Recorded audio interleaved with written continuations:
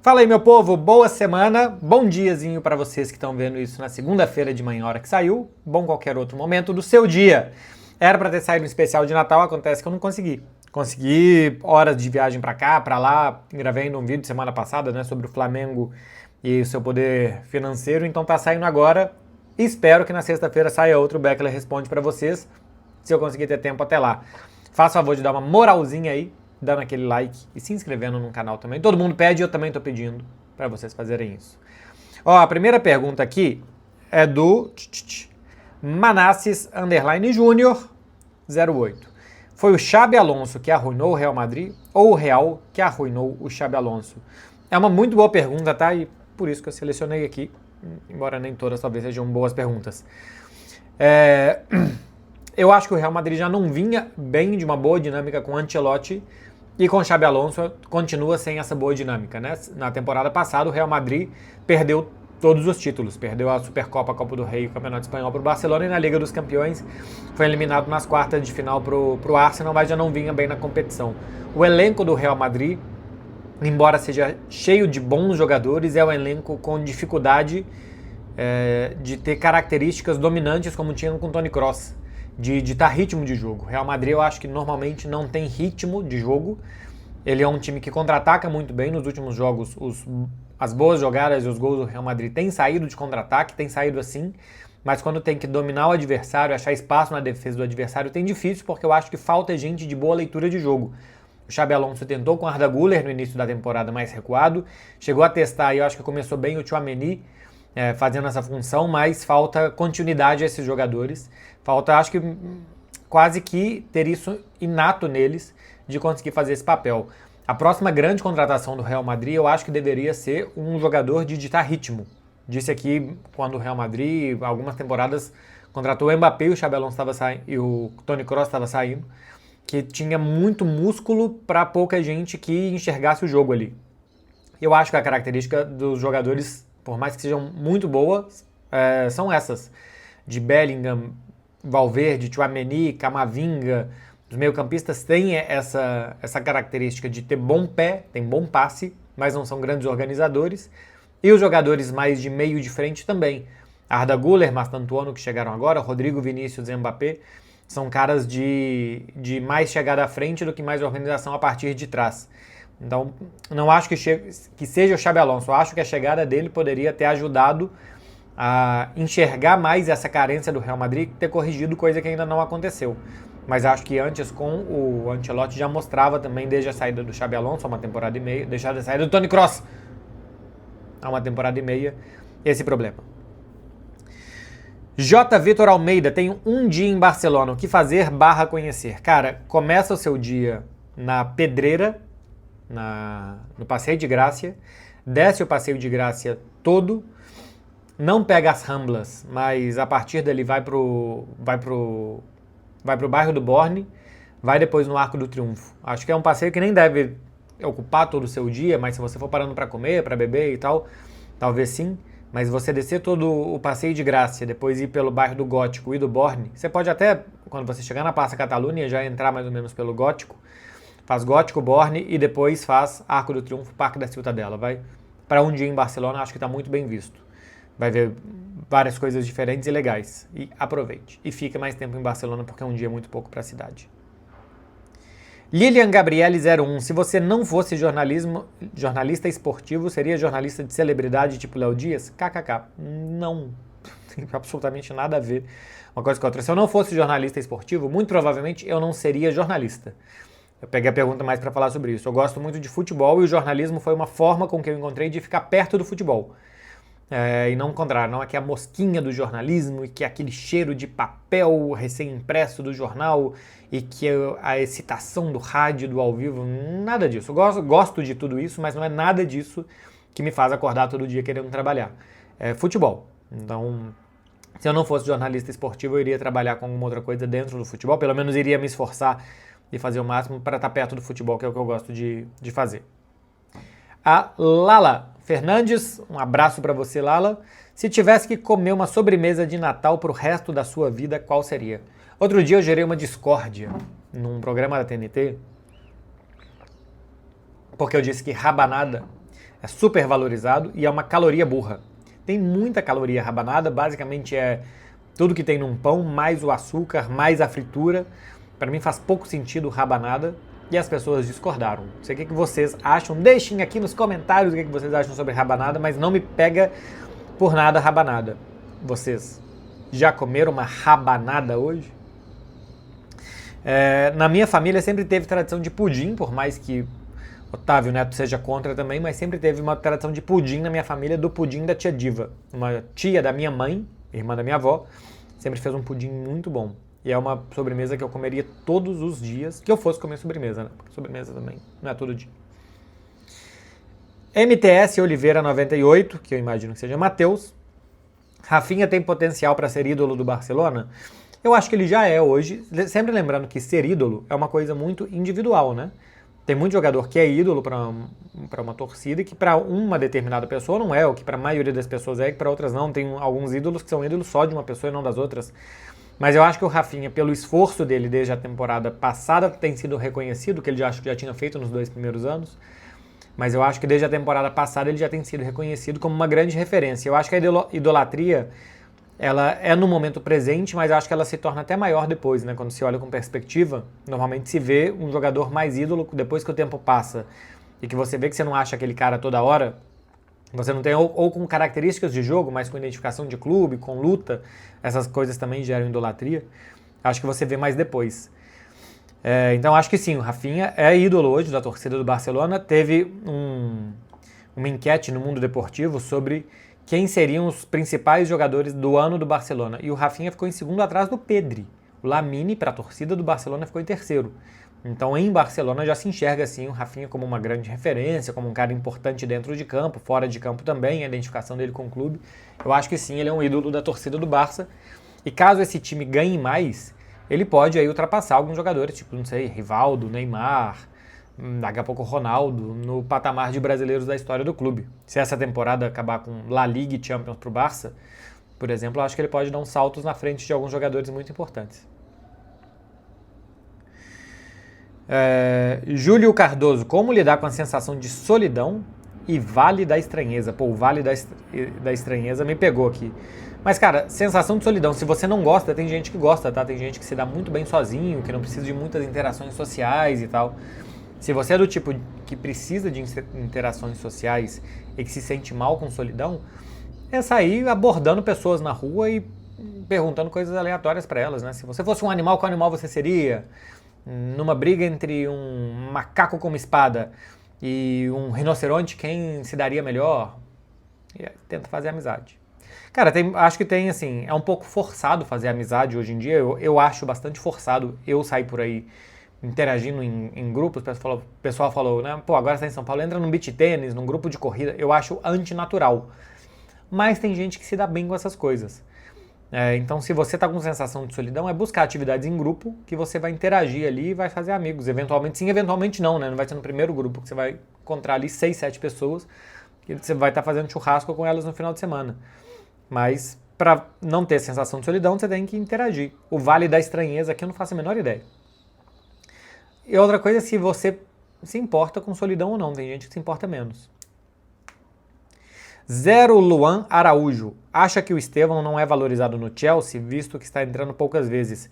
Pois é, acho que assim, estão tendo cuidado, tempo com o Estevão, que talvez nem fosse necessário, né? Porque quando ele jogou de início, ele jogou bem. Na seleção brasileira hoje ele é titular. E o Chelsea não tem um super ponta direita para justificar que o Estevão jogue tão pouco. Tem jogado 10, 15 minutos nos últimos jogos por aí. Então não sei se ele não é valorizado ou se nos treinos o Maresca tá vendo alguma coisa que a gente não tá, que tá segurando, talvez questão física, né? Existe uma questão física de um garoto de 18 anos para jogar num campeonato tão forte e tão intenso fisicamente como a Premier League. Talvez ele tenha jogado mais minutos no início do que agora, então agora estão dando essa segurada para trabalhar outras coisas com ele.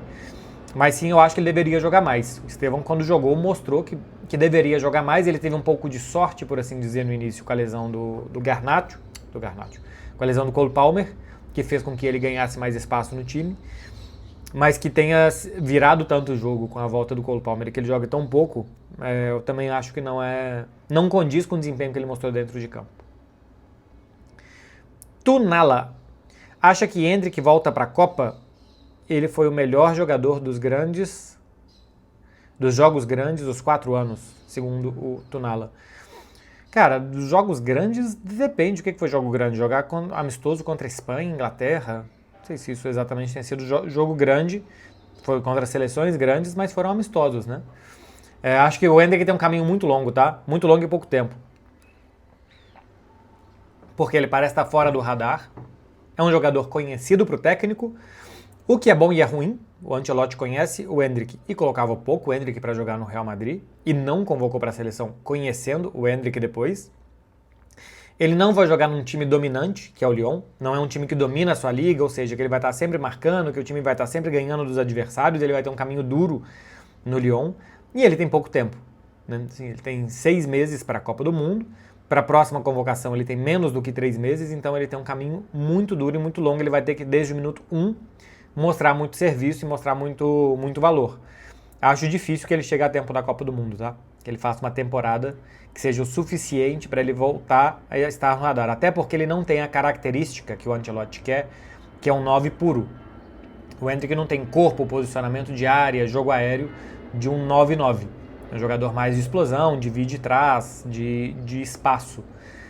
Então, se ele fosse esse 9 puro que o Ancelotti está insistindo no Richarlison, que eu não sei se vai ser ele ou não, mas aparentemente estava em todas as convocações, está bem cotado, ele teria que entrar na briga aí com o João Pedro, com o Matheus Cunha, com jogadores que também jogam com espaço e que estão sendo mais convocados do que o Endrick. Então, o caminho dele é duro e é longo. Pedro Henrique, 99. Na próxima temporada, Julian e Schlotterbeck seria uma boa, visto que vai precisar de atacante e zagueiro? Sim, eu acho que são as duas contratações ideais, ou o Schlotterbeck ou o Bastoni, né? E o Julian Álvares eu acho que é o atacante de características e de rendimento mais pronto para o Barcelona, porque é um cara que sai muito bem da área, que dialoga com meio-campistas e com pontas, e que também é um jogador de boa presença finalizadora, que faz muitos gols, que vai te garantir mais de 25 gols na temporada. Acho que num time como o Barcelona, o Julian Álvares faria. A questão é como que vai estar financeiramente, porque essas duas contratações aqui gerariam... Primeiro, se o Atlético de Madrid quer vender, e segundo, se o Schlotterbeck quer Barcelona ou não, né? Mas assim, imaginando que sejam 2 jogadores possíveis, isso aqui geraria mais de 100 milhões de euros em transfer. Então não é fácil. Não é fácil ter 100 milhões de euros e convencer tanto os clubes como os jogadores a jogar no Barça, mas por características é isso mesmo. Schlotterbeck ou Bastoni, zagueiro pelo lado esquerdo, e o Julian Álvares pela capacidade de movimentação. FRS João. Moraria no Rio de Janeiro? Muito mais facilmente do que em São Paulo, né?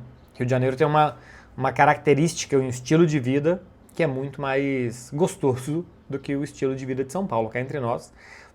Não sei como, assim, eu sei que existem pessoas que prefiram São Paulo ao Rio, eu não entendo como e porquê.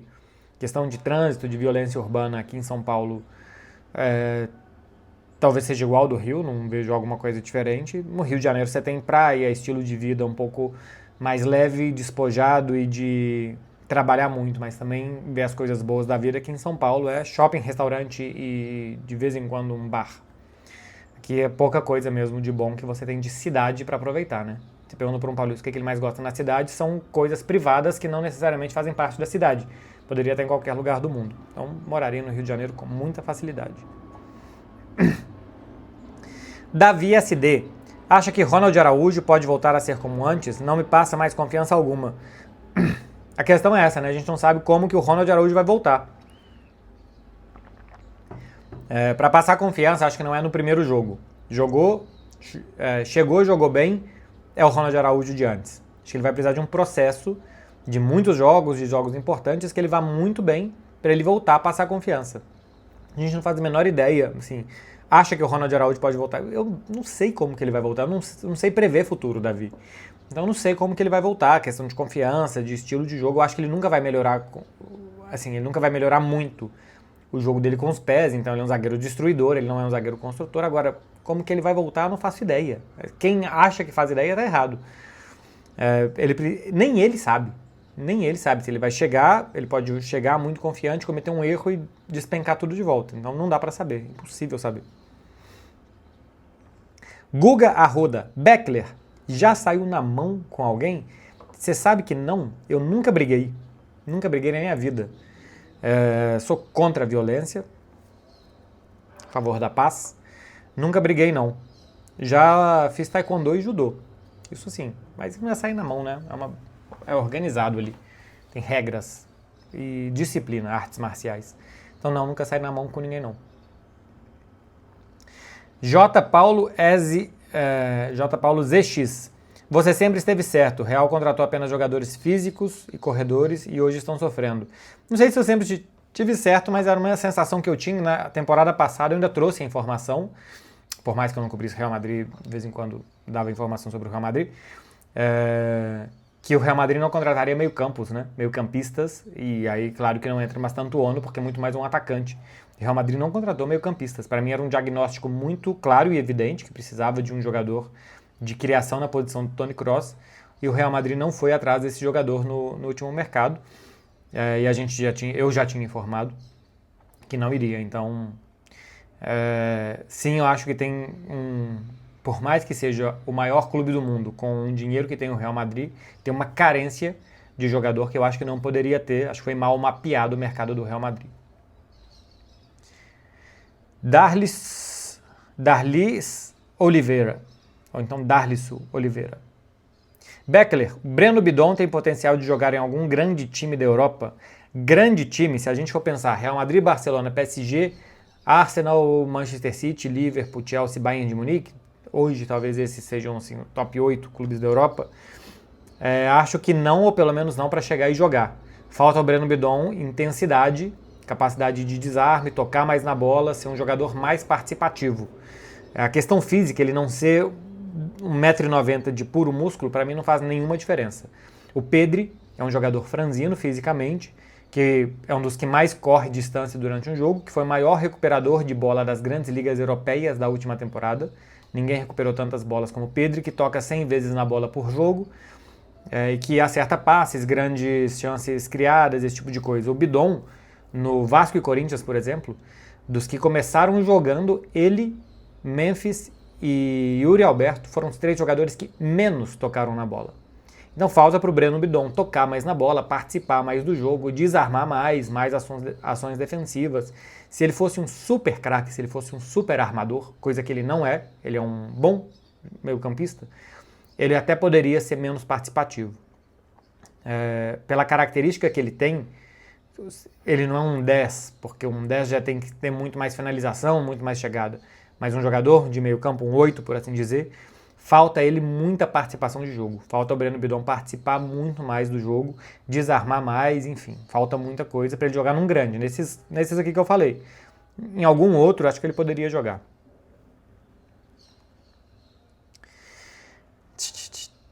F. Colucileudo. Caramba, parece um nome de uma mitocôndria. Foi mal, FC Colucileudo. Qual um bom destino para o Rayan do Vasco? Um Barcelona seria interessante? Pô, acho que não. O Rayan que eu vi dele até agora é um jogador de muita força, de muita explosão. Então ele acho que é um jogador que precisa de espaço. Acho que ainda assim, também tem coisas de participar do jogo, de passe, de domínio em espaço curto, que falta ao Rayan. Rayan é um jogador de espaço. Acho que a grande característica dele é força e a partir do momento que se tira isso de um jogador ou que não tenha mais isso, acho que ainda falta coisas para o Rayan. Barcelona acho que é demais para o que ele é hoje. Acho que é um jogador de Premier League, um jogador de transições e um time de Premier League que jogue mais em transições, que jogue mais em velocidade, que seja muito atacado e que precise de válvula de escape. Para esse tipo de característica eu acho que o Rayan seria uma boa. Para times que dominam o adversário, que vão jogar contra defesas fechadas, que ele não vai ter tanto espaço para dar um tapa na frente e correr, acho que ele precisa trabalhar mais espaço curto, domínio, jogo de costas, participação com passes, quando sai da área, quando arrasta zagueiro, toque de primeira, esse tipo de coisa que um time dominante como o Barcelona, acho que precisa dessas características que o Rayan não tem. Breno SZ, e outro Z depois. Você acha que o Hugo Neneca ainda tem chance de ir para a seleção pelo desempenho na Copa do Brasil? Acho que tem chance, embaixo das traves vai bem, mas eu acho que ter pegado 2 pênaltis contra o Cruzeiro ajuda.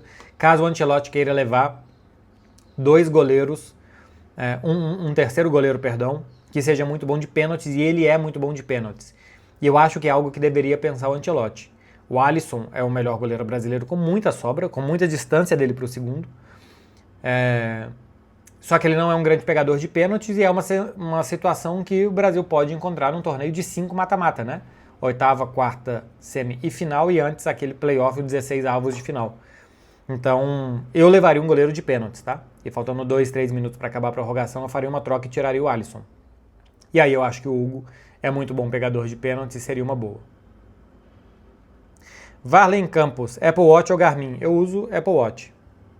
Até de vez em quando o pessoal me pergunta, quando eu posto print de treino, que relógio que foi que eu usei e tal, é o aplicativo nativo mesmo da Apple para Apple Watch. Lucas Silva 75, acha que a longo prazo La Liga vai melhorar com Fair Play? Está bem sucateada. Eu acho que La Liga está sucateada também, que ela não vai melhorar com Fair Play. Outro dia eu fiz um vídeo criticando a Liga Italiana pela média de idade, os principais clubes, Napoli e Inter, são os clubes com maior média de idade do campeonato italiano. Quem está furando um pouco isso é o Como, que investe muito em jovens. Tem uma proposta, inclusive, do Como pelo Kaique Bruno, do Cruzeiro, né, pelo que eu vi esse final de semana. O Como é um muito bom destino para um jovem que queira mostrar valor, porque é um clube descompromissado com as primeiras colocações e que ali os jovens se desenvolvem muito bem. O Nico Paz mesmo saiu do Real Madrid, deve estar voltando para o Real Madrid, absolutamente transformado pelo bom trabalho do Como. Então, o Como é uma ilha de juventude, de criatividade, de mais alegria, numa liga muito envelhecida como a italiana. E eu acho que a Liga Espanhola também tem um pouco disso. É porque o futebol espanhol é muito formador de jogadores e tem os dois grandes clubes, Real Madrid e Barcelona, investem muito em jovens, espanhóis ou não, mas Barcelona revela aí Pau Cubarsí, Lamine, Baldé, comprou o Pedri, muito jovem, para colocar no time, Gavi, por aí vai. E o Real Madrid contratou Hausen, que é um jovem. Mais jovens espanhóis do Real Madrid é difícil de achar, né? Acho que enfim. Mas enfim, esses dois times têm menor média de idade de La Liga em comparação com os grandes times da Itália. E o futebol espanhol tem uma fórmula, né? Assim, um modelo de futebol espanhol, que é esse futebol de toque, de controle e tal, e que se formam muitos jogadores dentro desse contexto. Mas a La Liga, sim, você pega clubes tradicionais como Sevilha, como Betis, como Valência, estão com muitos problemas econômicos, o Betis um pouco menos agora, mas Sevilha, Valência e outros, muitos problemas econômicos para conseguir contratar, reforçar os seus times e deixar a liga mais interessante. Mas a intenção do Tebas, claro que a intenção do Fair Play não é piorar a liga, é melhorar a liga impedindo que os clubes quebrem. Mas isso gera, sim, uma dificuldade de contratar e de competir com a Premier League, que é muito mais rica. O que a Liga tem que fazer, já que não vai mudar o sistema de Fair Play, e o sistema de Fair Play é isso mesmo, não é para prejudicar a liga, é para deixar a liga mais justa, e aí eu acho absolutamente correto. O que ela tem que fazer é conseguir atrair mais dinheiro para os clubes que não sejam Barcelona e Real Madrid. Você tem uma divisão melhor hoje de direitos de televisão, mas você tem que conseguir deixar mais interessante, atrair mais patrocinadores e tal, para os outros clubes, para os Sevilha, Valência, para os outros grandes clubes espanhóis, para eles poderem também investir e deixar a liga melhor.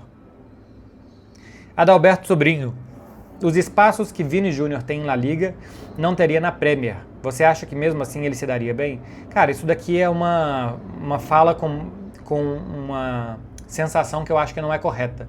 Que na Premier não tem espaço e que na Liga tem. Acho que existe uma sensação de que na Liga as defesas são mais permissivas, que você tem mais espaço para jogar e que os atacantes são protegidos. A Premier, como é um campeonato de muitas idas e vindas, é um campeonato de muitas transições, se tem muito espaço para jogar contra time Premier League. La Liga que eu acho que é mais difícil, porque não é que é mais difícil, tem as suas coisas difíceis também, porque você tem adversários que se fecham muito, que são claramente inferiores e que vão só contra-atacar, isso tira espaço, e tem outros times de boa bola no pé, né? Real Madrid outro dia, o Celta escondeu a bola do Real Madrid, o Elche a mesma coisa, e aí você tem outro tipo de dificuldade. Tanto que o Vinícius Júnior tem bom aproveitamento contra times de Premier League, né? O Vinícius tem bom aproveitamento contra o Liverpool, o Rodrigo tem bom aproveitamento contra o Manchester City, o Vinícius também contra o Manchester City, dois ingleses que o Real Madrid enfrentou mais recentemente. Se você for pegar o Arsenal, por exemplo, é um time que não te dá espaço, mas porque ele fica com a bola no pé. Agora, Manchester City dá espaço. Chelsea dá espaço, porque ataca muito e é um time também que permite transições. Liverpool dá espaço, Manchester United nem digo. Então, não é não é algo real imaginar que Premier não dá espaço. A Premier League é um campeonato de transições, menos do que é o alemão, mas é um campeonato que tem muitas transições, tem pouca pausa. Guardiola deu uma entrevista recentemente dizendo que o primeiro ano dele na Premier ele ficava maluco com os jogos e depois ele ia reassistir os jogos e falou, pô, não aconteceu nada, era só correria, mas eu estava muito mais tenso em campo, achando que tinha muita coisa, muita sensação de perigo e era só um lá e cá desenfreado. Quando o Guardiola colocou pausa na Premier League, ele dominou o torneio, porque é um torneio sem pausas, e recentemente, quando o Barcelona ganhou do Newcastle, os jogadores do Newcastle falaram que não estão acostumados a um time dominar tanto a bola. Então, é uma visão errônea que eu acho que se tem, que Premier League não dá espaços. Acho que sim, na Premier League tem mais espaço para jogar do que na Liga, inclusive. E eu acho que o Vini se daria bem na Premier League. MF Pluto. O que faz o Barça parecer pior do que na última temporada, mesmo tendo melhor aproveitamento? Mais média de gols sofridos e pior desempenho nos jogos grandes, né? O Barcelona teve um mau momento específico na temporada passada, que foi o mês de novembro, início de dezembro. Ele ganhou um jogo de 8 do Campeonato Espanhol. Aquilo ali baixou o rendimento de números do Barcelona. Mas nos grandes jogos, o Barcelona foi a Dortmund, ganhou do Borussia, fez 4 no Bayern, fez 4 no Real Madrid. Então, a sensação, por mais que tenha perdido do Atlético, jogou muito bem. Nessa temporada, o Barcelona perdeu do Real Madrid jogando mal, perdeu do Paris Saint-Germain com meio time fora do Paris Saint-Germain jogando mal, teve algumas boas chances de gol, mas não jogou bem. Perdeu do Chelsea jogando muito mal, então assim, o desempenho nos grandes jogos, somado à maior média de gols sofridos, me dá a sensação que o time está pior, por mais que os números não sejam, né? Mas se for olhar só números, não precisa de ninguém para comentar, é só olhar os números e ponto final.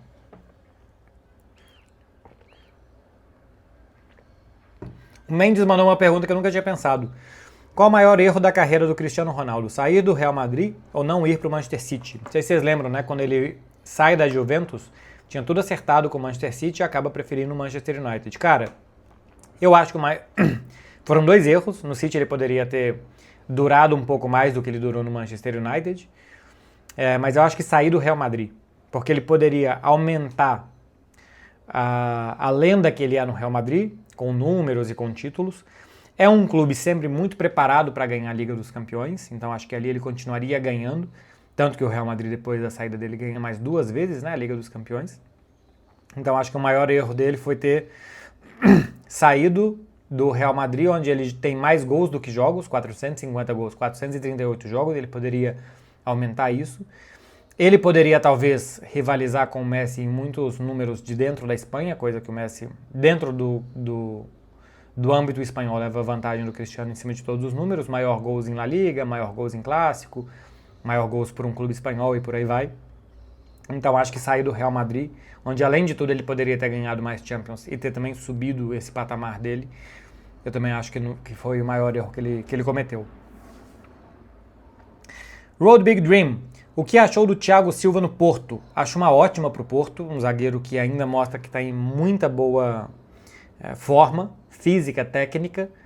Acho que vai ajudar muito o Porto nessa caminhada deles de tentar voltar para a Liga dos Campeões, né? Portugal só dá 2 vagas na Champions e são 3 clubes que hoje vêm muito forte. Eu acho uma muito boa contratação do Porto para chegar e ajudar logo de cara. Acho uma boa mesmo. Matheus XZX10. Por que de um ano para cá a FIFA e a France Football têm birra com jogadores brasileiros?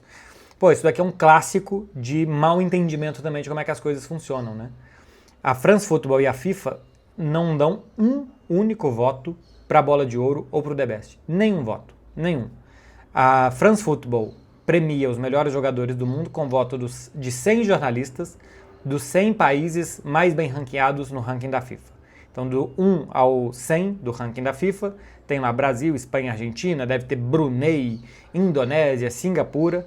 Escolhe-se um jornalista de cada um desses países e ele vota dali uma pontuação do 1º ao 10º e depois quem tem mais votos ganha. Então, a France Football não tem nada a ver com isso. Aqui é 100 jornalistas. E o The Best da FIFA são 200 jornalistas, porque são todos os países filiados à FIFA, né? Acho que são 197, então são quase 200 jornalistas.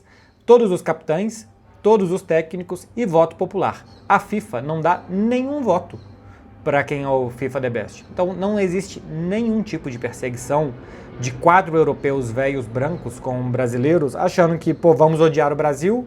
O Brasil tem muitos jogadores pretos, nós somos um bando de racistas, a gente odeia preto. tentou se vender um conto de que é nós contra eles, de que a FIFA, a France Football, de que os europeus odeiam o Brasil. Cara, é um complexo. Primeiro é um complexo de inferioridade, segundo é nos dar uma importância e um protagonismo que não existe, assim, é arrumar um adversário inexistente, um moinho de vento, sendo que são 100 jornalistas que votam na Bola de Ouro e são quase 200 jornalistas, 200 jogadores, 200 técnicos e centenas de milhares de torcedores que votam no prêmio do The Best. Então, ou é todo o planeta que odeia brasileiro, por que odeia brasileiro? Não existe nenhum motivo para isso. Ou simplesmente a nossa visão como brasileiro é diferente da visão do resto do mundo. Eu acho que o Vini deveria ter sido Bola de Ouro. Eu acho que o Rafinha deveria ter estado entre os 3 da disputa da Bola de Ouro e depois do The Best. Não estiveram, assim como também uma grande justiça com o Pedri, que aconteceu esse ano. Ele ter ficado em 11º de um, que o Mbappé tenha sido FIFA The Best. Então, o que a France Football tem contra o Pedri? Ele foi 11º. O que a FIFA tem contra o Pedri? Então, é porque a gente escolhe uma narrativa que foi criada, aliás, no Brasil, desde Galvão Bueno narrando Fórmula 1, que o Ayrton Senna era... que era tudo contra o Ayrton Senna, né? Era nós contra eles, e que a seleção brasileira tem que ficar de olho nessa arbitragem, porque não sei o que e tal. Sempre se criou essa sensação de que nós somos perseguidos, coisa que não somos. Não somos. O mundo não tem porquê. Aliás, quando você fala que é brasileiro, assim, os olhos do resto do mundo brilham, porque nós somos um país muito simpático a quase todo mundo. Não se tem nenhum tipo de poréns com brasileiros. Então, não entendo por que a gente tem essa... Por que tenha sido vendido esse conto de que são contra o Brasil na FIFA e na France Football. Meu povo, é isso daqui, em mais de meia horinha para vocês começarem bem a semana de vocês. Espero que ainda estejam com aquele gostinho de peru na boca, esperando o ano novo chegar. Faça favor de dar um like aqui, de se inscrever no canal, porque esse vídeo acabou, para vocês ajudarem quem está fazendo conteúdo para vocês nessa altura do campeonato. Beijo, gente, boa semana, hein? Tchau, tchau.